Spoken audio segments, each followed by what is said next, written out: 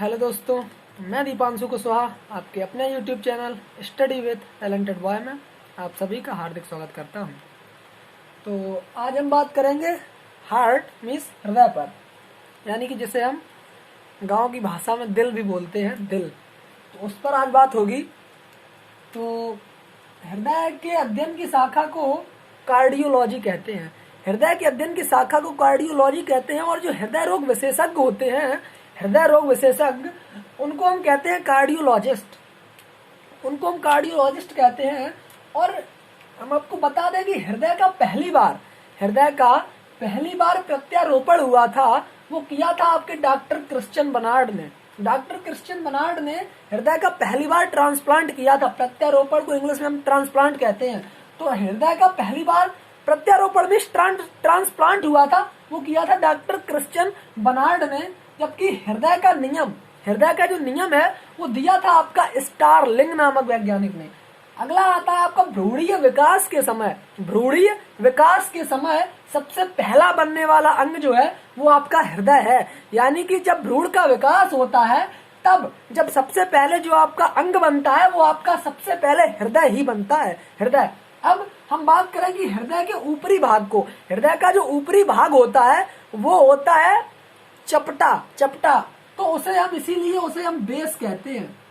जबकि जो निचला भाग है, निचला भाग होता है वो कुछ नुकीला टाइप होता है, इसीलिए उसको हम एपेक्स कहते हैं। निचले भाग को एपेक्स कहा जाता है, जबकि ऊपरी भाग को बेस कहा जाता है। अब हम बता दें आपको कि जो हृदय है वो कक्षों के हिसाब से बटा होता है, कक्षीय होता है। तो वो हम बता दें कि मछली में आपका 2 कक्षीय हृदय पाया जाता है। मछली में 2 कक्षीय हृदय पाया जाता है। जबकि उभयचर या सरीसृप, उभयचर यानी कि उभयचर में वो जंतु आते हैं, वे जंतु जो आपके जल और थल दोनों में रहते हैं, वो जंतु आपके उभयचर कहलाते हैं। और सरीसृप के बारे में यदि हम बात करें तो सरीसृप वे जंतु जैसे आपकी छिपकली है और सांप है, ये सभी आपके सरीसृप में आते हैं। तो इनका जो हृदय होता है वो आपका 3 कक्षीय होता है, 3 कक्षीय हृदय। उसके बाद स्तनधारी में आपके जितने भी मैमेलिया वर्ग के जितने भी आते हैं, जैसे आपका मनुष्य है, खरगोश है, ये आपके सभी स्तनधारी में आते हैं। स्तनधारी के अलावा आपका जो पक्षी है, पक्षी वर्ग, वो आपका उसमें भी आपके 4 कक्षीय हृदय पाया जाता है। यानी कि स्तनधारी और पक्षी में आपके 4 कक्षीय हृदय पाया जाता है, जबकि उभयचर और सरीसृप में 3 कक्षीय हृदय पाया जाता है, और मछली में आपका 2 कक्षीय हृदय पाया जाता है। ठीक है, तो ये हो गई आपकी थोड़ी बेसिक सी नॉलेज जो कि हमने आपको एक बार में बता दी। अब हम आपको बताते हैं कि हृदय का कुछ स्ट्रक्चर बना के हम आपको उसकी क्रियाविधि समझाएंगे, बताएंगे कि उसकी क्रियाविधि किस प्रकार से होती है हृदय की। तो हृदय के बारे में यदि हम बात करें तो एक तो हृदय का जो स्ट्रक्चर बनता है वो कुछ अलग प्रकार से बनता है, जैसे कुछ यूं होता है इस प्रकार से। तो हम उसको क्योंकि वो थोड़ा कठिन सा लगता है लोगों को, तो उससे क्रियाविधि सही समझ में नहीं आती है, इसलिए हम वह चित्र ना बना करके, वह स्ट्रक्चर ना बना करके आपको हम कुछ अलग प्रकार से स्ट्रक्चर बनाकर उसकी हृदय की क्रियाविधि समझाएंगे। और पढ़ने का मतलब यही होता है, जब तक हमें समझ में नहीं आ रहा है तो फिर क्या फायदा पढ़ने का। तो हम आपको कुछ अलग तरीके से बताएंगे हृदय, जो एक बार में आपको समझ में आ जाएगा, दोबारा पढ़ने की आवश्यकता ही नहीं पड़ेगी। तो हृदय को हम कुछ दूसरी तरीके से बताएंगे। जो हृदय की संरचना वो हम इस प्रकार से बना रहे हैं कि मान लिया ये आपका हृदय है, मान लिया ये आपका हृदय है, ठीक है, मान लिया ये आपका हृदय है, यानी कि मनुष्य का, मीन्स स्तनधारी का। अब इसमें आपके 4 कक्षीय है, ये आपका 4 कक्षीय है। तो 4 कक्षीय है ना, यहां बनाते हैं।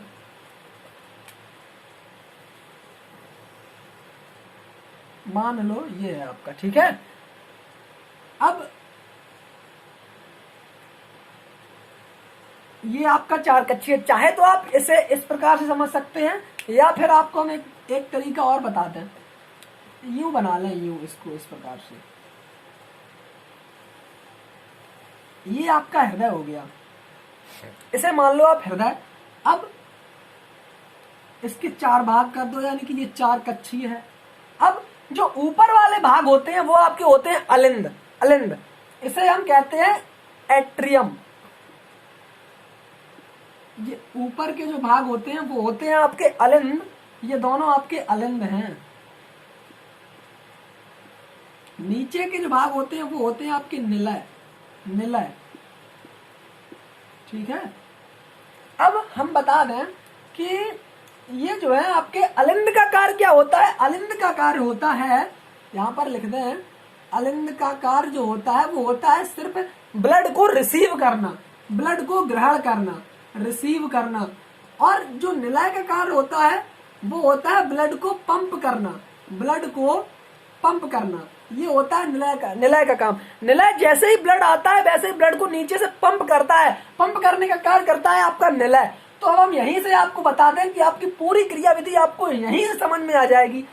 अब ये जो आपके दो अलिंद और दो निलय होते हैं, इसी पर हम आपको पूरी क्रियाविधि आपको समझाएंगे हृदय की। तो आप जो आपका रियली स्ट्रक्चर है उसके हिसाब से आप इसको समझ लेना, तो क्रियाविधि आपको बिल्कुल अच्छी तरीके से समझ में आ जाएगी। और जो कॉम्पिटिटिव एग्जाम में जो क्वेश्चन पूछे जाएंगे वो इसी से आपको सभी समझ में आ जाएंगे। जरूरत नहीं है आपको वो जो रियली वाला स्ट्रक्चर है, जो सही वाला स्ट्रक्चर है, उसके बारे में जानने की। जो दाया अलिंद, ये आपका दाया है, ये आपका बाया है। यहां पर लिख लो राइट और ये आपका लेफ्ट। ठीक है, तो ये आपका दाया अलिंद है, ये आपका बाया अलिंद है। ये आपका दाया निलय है और ये आपका बाया निलय है। यहां पर जो दाया अलिंद और बाएं निलय के बीच में एक जगह पाई जाती है जिसे हम कहते हैं एस ए नोड। ये यहाँ पे इसे हम कहते हैं S A node, S A node. ऐसे नोड को हम, ऐसे नोड का जो पूरा नाम होता है वो होता है आपका sino auricular, sino auricular node, sino auricular node. ये आप चाहें तो लिख सकते हैं साइनो ऑरिकुलर नोड। ये आपका ऐसे नोड का पूरा नाम होता है। अब दाएं अलिंद में, यानी कि ऐसे नोड के पास ही आपका जो होता है वो होता है आपका पेस मेकर पाया जाता है। इसी में जो है आपका पेस मेकर पाया जाता है। अब सुन लो, पेस मेकर को हम हृदय का हृदय कहते हैं, यानी कि heart of heart. Pacemaker को हृदय का हृदय कहते हैं। लिख लेना आप कि पेस मेकर को हृदय का हृदय कहा जाता है। ठीक है, अब हम आपको पूरी क्रियाविधि समझाने के बारे में थोड़ा सा प्रयास करें। ये तो हो गई आपकी ऐसे नोड, ये आपका सिरा है, ये आपका सिरा है और ये महासिरा है आपका, महासिरा, महासिरा। ये आपके शरीर से ब्लड होता हुआ, आपके शरीर से अशुद्ध रक्त, अशुद्ध रक्त शरीर से आया हुआ अशुद्ध रक्त,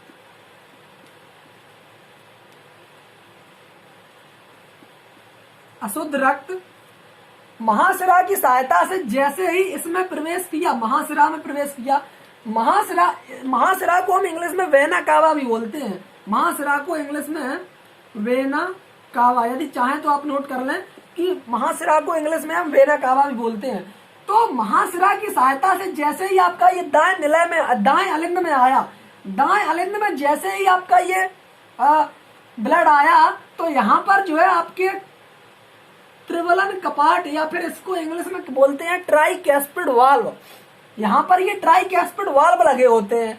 तो अलिंद का कार्य हमने आपको पहले ही बताया कि अलिंद जो होता है वो आपका रिसीव करने का कार्य करता है, ब्लड को रिसीव करने का कार्य जो करता है वो आपका अलिंद करता है। तो अलिंद जैसे ही ब्लड को रिसीव किया, इसने सिर्फ रिसीव करते ही जैसे ही ब्लड यहाँ से आया, तो वो त्रिवलन कपाट मींस ट्राइकैस्पिड वाल्व की सहायता से, ट्राइकैस्पिड वाल्व की सहायता से निलय में पहुंचा।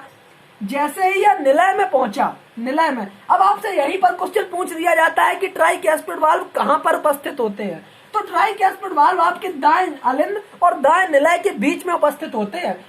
और यहीं पर आपसे यदि पूछ दे कि पेसमेकर कहां पर पाया जाता है, तो पेसमेकर आपके दाएं अलिंद में पाया जाता है। और ऐसे नोड भी आपका दाएं अलिंद के पास, दाएं अलिंद और बाएं निलय के बीच में पाया जाता है पेसमेकर, जिसे हम हृदय का हृदय कहते हैं। तो अब बात आई रक्त की, तो रक्त जैसे ही हमारा महासिरा की सहायता से दाएं अलिंद में प्रवेश किया, दाएं अलिंद के बाद ट्राइकैस्पिड वाल्व की सहायता से, ट्राइकैस्पिड वाल्व की सहायता से दाएं निलय में प्रवेश किया। दाएं निलय में जैसे ही प्रवेश किया, तो यहाँ पर आपका होता है, यहाँ पर एक धमनी होती है, धमनी, ये मान लो ये धमनी है, जिसे हम नाम देते हैं फुफ्फुस धमनी, या जिसे हम कहते हैं पल्मोनरी धमनी। इंग्लिश में हम पल्मोनरी बोलते हैं, इंग्लिश में बोलते हैं हम पल्मोनरी, जबकि हिंदी में हम फुफ्फुस धमनी कहते हैं। तो जैसे ही यहाँ पर अभी ये रुधिर जो है ये आपका अभी रुधिर आपका अशुद्ध है, अशुद्ध रुधिर है, तो यहाँ पर लिखते हैं अशुद्ध रुधिर, अशुद्ध रुधिर, अशुद्ध रुधिर यहां तक आपका आया, अशुद्ध रुधिर। जैसे ही अब ये आपका यहीं पर हम लिखते हैं पल्मोनरी धमनी, पल्मोनरी धमनी, पल्मोनरी धमनी या फिर फुफ्फुस धमनी। बात एक ही है, चाहे वो पल्मोनरी धमनी हो या फुफ्फुस धमनी हो। फुफ्फुस धमनी को हम इंग्लिश में पल्मोनरी धमनी भी बोलते हैं, तो आप नोट कर लेना, ठीक है। तो अशुद्ध रुधिर जैसे ही आपका पल्मोनरी धमनी में पहुंचा, पल्मोनरी धमनी से होता हुआ आपके फेफड़ों को जाता है, किसको? लंग, लंग माने होते हैं फेफड़े। तो फेफड़ों को जैसे ही गया, यहाँ पे मान लिया कि ये फेफड़े हो गए, ठीक है, ये फेफड़े हो गए आपके, और यहाँ पर आपका रुधिर प्लस O2, यानी कि फेफड़ों में आपकी, फेफड़े में ये आपके फेफड़े हो गए लंग।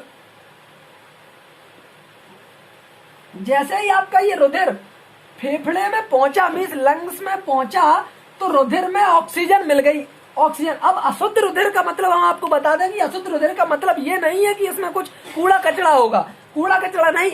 अशुद्ध रुधिर का मतलब होता है कि ये अनॉक्सीकृत, अनॉक्सीकृत रुधिर है। अभी जैसे ही ये आगे पहुंचा आपके, जैसे ही फेफड़े में पहुंचा, तो फेफड़े ने क्या किया, इसमें कार्बन डाइऑक्साइड को ग्रहण कर लिया और ऑक्सीकृत रुधिर यानी कि इसमें ऑक्सीजन को मिला दिया, ऑक्सीजन को सम्मिलित कर दिया। तो अब यहाँ पर जो ये, यहाँ पर ये होता है आपका सिरा, यहाँ जाता है आपका सिरा, ये जाता है आपका सिरा, और इसे हम कहते हैं पल्मोनरी सिरा, इसे हम बोलते हैं पल्मोनरी सिरा या फिर फुफ्फुस सिरा।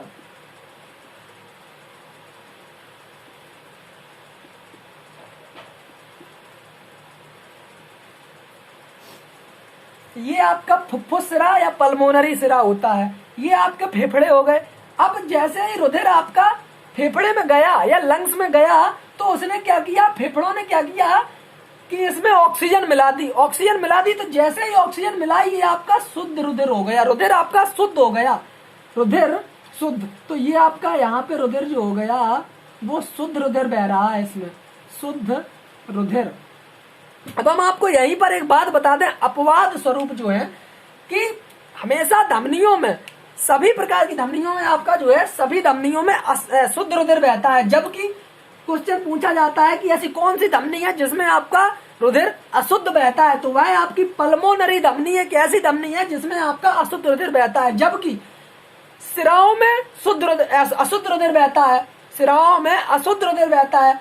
तो यहाँ पर क्वेश्चन पूछा जाता है कि ऐसा कौन सा सिरा है जिसमें शुद्ध रुधिर बहता है, तो वो है आपका पल्मोनरी सिरा या फुफ्फुस सिरा, पल्मोनरी सिरा या फुफ्फुस सिरा जिसमें आपका शुद्ध रुधिर बहता है। अब जैसे ही आपका शुद्ध रुधिर पल्मोनरी सिरा की सहायता से बाएं अलिंद में आया, ये आपका बाएं अलिंद है, मीन्स लेफ्ट एंट्रियम। जैसे ही ये इसमें आया, तो इसमें आते ही ये रुधिर, शुद्ध रुधिर इसमें आया। यहाँ पर होते हैं आपके डाइकैस्पिड वाल्व, या जिन्हें हम बाइकैस्पिड वाल्व भी कहते हैं, डाइकैस्पिड वाल्व या बाइकैस्पिड वाल्व, क्योंकि इसको हम कहते हैं त्रिवलन कपाट, जबकि इसको हम हिंदी में कहते हैं द्विवलन कपाट। तो ये जैसे ही रुधिर आपका, अब अलिंद का काम हमने आपको बताया था कि रिसीव करना होता है, तो जैसे ही आपके बाएं अलिंद ने रक्त को रिसीव किया, तो रिसीव करते ही आपका जो है यहाँ पर आया, और बाएं अलिंद से होते हुए, बाएं अलिंद से होते हुए ये आपके निलय में आ गया, निलय में आ गया, निलय में आया। तो निलय में आते हुए यहाँ से आपके पूरे शरीर में, निलय से होता हुआ आपके पूरे, बाएं निलय से होता हुआ आपके पूरे शरीर को, जो रक्त है वो आपके पूरे शरीर को बट जाता है, और यहीं से इसका बंटवारा किया जाता है, यहीं से पूरे शरीर में यह बट जाता है। तो ये आपका निलय क्या करता है, निलय पंप करता है। जैसे ये निलय पंप करता है, यहाँ पर आपके सिरा होते हैं, सिरा सिरा होते हैं, धमनियां होती हैं। यहाँ पे आपकी धमनियां होती हैं, सिरा नहीं धमनियां। तो धमनियां होती हैं यहाँ पे। जैसे ही आपका बाएं निलय में आया तो निलय से होते हुए आपके पूरे शरीर में बट जाता है। निलय यहाँ पे जो है, जैसे ही आपका यहाँ आपको एक बार पूरे रिकैप करते हैं तो जल्दी समझ में आ जाएगा कि जैसे ही आपका महाशिरा, शरीर से आया हुआ अशुद्ध रक्त, शरीर से आया हुआ अशुद्ध रक्त महाशिरा की सहायता से दाएं अलिंद में आया। दाएं अलिंद में जैसे ही इसने रिसीव किया, रिसीव करते ही यह आपके ट्राइकैस्पिड वाल्व की सहायता से, ये आपके हैं, ये आपके ट्राइकैस्पिड वाल्व हैं। ट्राइकैस्पिड वाल्व लिख लेना आप, ट्राइकैस्पिड वाल्व, ट्राइकैस्पिड वाल्व। और ये आपका है बाइकैस्पिड वाल्व, बाइकैस्पिड वाल्व। ठीक है। तो जैसे ही ये दाएं अलिंद में आया, दाएं अलिंद से होते हुए बाएं निलय, दाएं निलय में गया, और दाएं निलय में होते हुए जैसे ही निलय का काम कार्य होता है पंप करना, जैसे ही इसने तेजी से पंप किया, पूरे शरीर में पंप किया, तो ये आपकी पल्मोनरी धमनी में पहुंचा एकदम पंप की सहायता से। रुधिर जो पंप होता है वो आपका 120 की रफ्तार में होता है।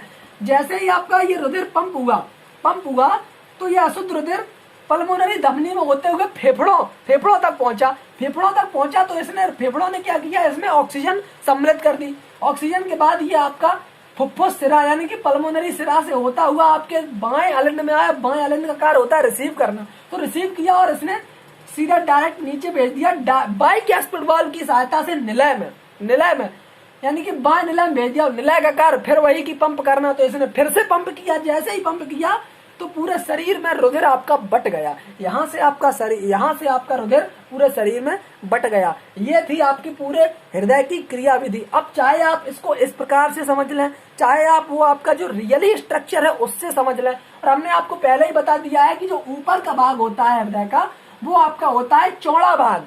इसको हम कहते हैं बेस।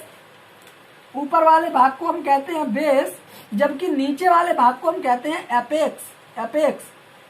क्योंकि ये होता है नुकीला भाग होता है, नुकीला कुछ इस प्रकार से होता है, तो उसे हम एपेक्स कहते हैं। ठीक है। तो ये थी आपकी हृदय की क्रिया विधि। अब हृदय में कुछ ध्वनियां होती हैं, वो भी हम बता दें आपको। अवस्था, हृदय के क्रिया कार्य करने की कुछ ध्वनियां या फिर अवस्था। तो एक अवस्था आती है आपकी सिस्टोल अवस्था। सिस्टोल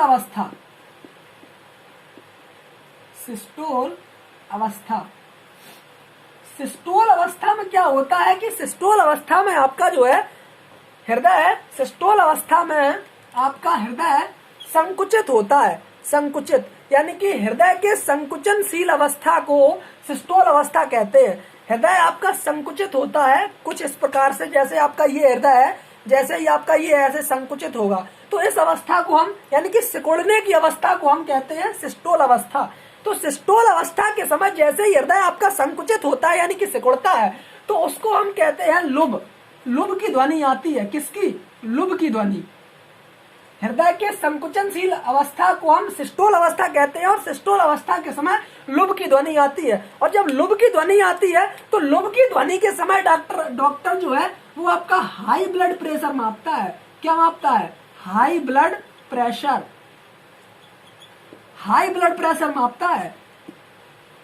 सिस्टोल अवस्था किसे कहते हैं? हृदय के संकुचनशील अवस्था को यूं है, आपका हृदय यूं है, जैसे ही आपका पिचक गया यानी कि सिकुड़ गया, तो वो आपका संकुचनशील अवस्था को हम सिस्टोल अवस्था कहते हैं। सिस्टोल अवस्था जो इसमें से आवाज आती है सिकुड़ने की इस प्रकार आवाज आती है, वो आती है आपकी लुब की। जिस प्रकार से ये आवाज आ रही है, ये आपकी लुब की ध्वनि इससे निकलती है। और लुब की ध्वनि डॉक्टर कान लगा के सुनता है जब वो इसमें इस फिग्नोमैनोमीटर की सहायता से जब ब्लड प्रेशर को मापता है, तो वह हाई ब्लड प्रेशर को मापता है। लुब की ध्वनि आ रही है, हाँ आ रही है, तो आपका blood pressure high blood pressure को मापता है। और हम आपको बता दें कि इसके बाद आपका पहली अवस्था, दूसरी अवस्था होती है आपकी डिस्टोल अवस्था। डिस्टोल अवस्था में जो है डॉक्टर आपका, डिस्टोल अवस्था किसे कहते हैं? डिस्टोल अवस्था होती है वो हृदय के फूलने की अवस्था होती है। जब हृदय पिचकता है या सिकुड़ता है, उसके बाद एक अवस्था आती है डिस्टोल अवस्था, जो हृदय के स्फीत मीन्स सिकुड़ने या शिथिलन की अवस्था। यूं इस प्रकार सिकुड़ने के बाद यूं इस प्रकार से शिथिलन की जो अवस्था होती है वो आपकी होती है, शिथिलन की जो अवस्था होती है वो होती है आपकी डिस्टोल अवस्था। डिस्टोल अवस्था होती है, और डिस्टोल अवस्था में क्या होता है कि हृदय आपका शिथिल होता है, मीन्स शिथिलन से स्फीत यानी कि फूलता है हृदय। जैसे ही हृदय पंप करता है, पंप किया तो हृदय पिचकता है, और जैसे ही उसने रिसीव किया, क्योंकि रिसीव करता है तो उसमें रक्त आता है तो वह फूलता है, तो शिथिलन की अवस्था। अब शिथिलन की अवस्था के समय उसमें ध्वनि आती है, वो आती है डुब की ध्वनि, वो आती है आपकी डुब की ध्वनि। डुब की ध्वनि के समय डॉक्टर आपका लो ब्लड प्रेशर मापता है, डॉक्टर जो है वो आपका लो ब्लड प्रेशर मापता है। डुब की ध्वनि के समय डॉक्टर आपका लो ब्लड प्रेशर मापता है, और वो किस प्रकार से, जब आपके वो स्फिग्नोमेनोमीटर की सहायता से रक्तदाब जो मापा जाता है वो आपका स्फिग्नोमेनोमीटर की सहायता से मापा जाता है। यहाँ पर वो कुछ इस प्रकार से लपेट के और यहाँ से सुनता है, पहले हवा भरता है, उसके बाद फिर वो सुनता है कि हाँ लुप की ध्वनि आ रही है, फिर डुब की ध्वनि आ रही है। इस प्रकार से जहाँ पे ध्वनि आना स्टार्ट होगी, जहाँ पे पहले वो हवा भरेगा पूरा ऊपर पारा चढ़ा देगा, उसके बाद जब जहाँ से देखता है कि हाँ यहाँ पे ध्वनि आ रही है, कहाँ से ध्वनि स्टार्ट हुई, 120 से स्टार्ट हुई, और ध्वनि कहाँ पे खत्म हुई, 80 पे, तो आपका कहेगा कि हाँ आपका जो है ब्लड प्रेशर नॉर्मल है। 120 से यदि 80 के है, 80 तक है तो आपका नॉर्मल है, क्या है, नॉर्मल है। और यदि आपके इससे ज्यादा है, जैसे 130 है और 90 है, तो आपका ये 130 ब्लड प्रेशर है, तो इसका मतलब आपका जो ब्लड प्रेशर है वो हाई है, हाई ब्लड प्रेशर है। तो इसी प्रकार से अब ये तो हो गई आपके ब्लड प्रेशर के सिस्टोल और डिस्टोल अवस्था की बात, ठीक है। अब हम आपको बताएं कि इसमें जो है आपका रह गया है वो है आपका रक्तदाब मापा जाता है, रक्तदाब मापा जाता है, ये भी लिख लें आप, रक्तदाब मापा जाता है, रक्तदाब मापा जाता है स्फिग्नोमेनोमीटर की सहायता से, स्फिग्नोमेनोमीटर की सहायता से, मैनोमीटर की सहायता से। स्फिग्नोमेनोमीटर जो डॉक्टर आपको यहाँ पर ये बाजू में यहाँ पे जो लपेटता है, आर्म में वो कुछ लपेटता है ना, वो उसी को हम कहते हैं स्फिग्नोमेनोमीटर, जिसमें वो देखकर देखता है वो इस प्रकार से वो वैक्यूम क्लीनर से, वैक्यूम से वो हवा बहता है, उसी को हम कहते हैं स्फिग्नोमेनोमीटर। और हम बता दें आपको कि हृदय की जो दर मापता है, हृदय की दर वो मापता है आपका स्टेथोस्कोप, हृदय दर वो मापता है आपका स्टेथोस्कोप। स्टेथोस्कोप को हम कहते हैं आला, गांव की भाषा में या देहाती भाषा में हम उसको आला कहते हैं, आला। वही जो दुकानों में लगा करके डॉक्टर आपकी पीठ पे लगाता है, उससे आपका हृदय चक्र मापा जाता है। हृदय दर मापी जाती है कि आपका हृदय जो है वो एक बार में 72 बार धड़क रहा है या उससे ज्यादा बार धड़क रहा है, क्योंकि हृदय जो दर और हृदय का जो चक्र होता है वो मनुष्य का जो होता है वो होता है 0.3 सेकेंड। 0.3 सेकेंड में एक बार हृदय धड़कता है, एक बार, जबकि 1 मिनट में कितनी बार धड़कता है, 72 बार, ठीक है। तो ये थी आपके हृदय की बात।